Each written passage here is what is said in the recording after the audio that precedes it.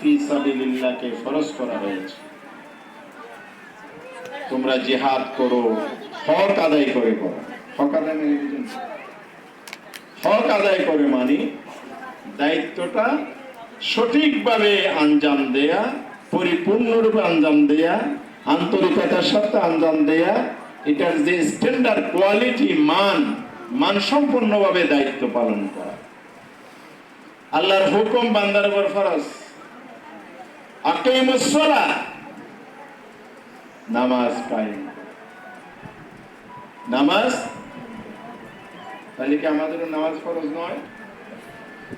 কোরআন বলছে আন আকিমুদ্দিন ওয়ালা তাতাফাররাকু ফি, দিন কায়েম করো, নামাজ কায়েম করো, নামাজ ফরজ, এটা বুঝেন। দিন কায়েম করো একে আল্লাহর নির্দেশ, সেটা আমরা বুঝি না কেন?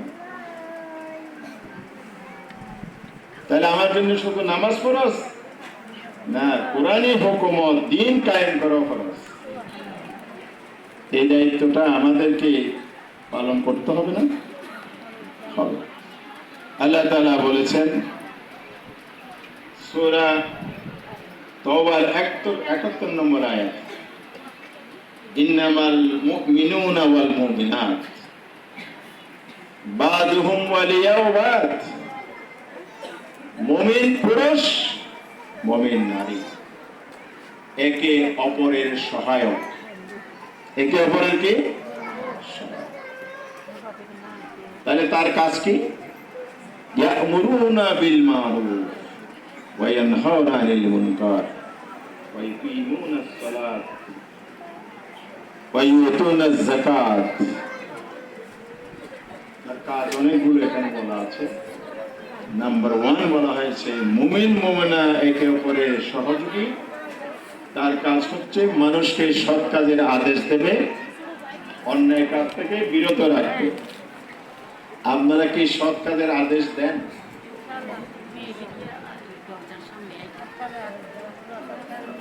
মানুষকে নামাজ পড়ার জন্য বলেন না শুধু নিজে নামাজ পড়েন?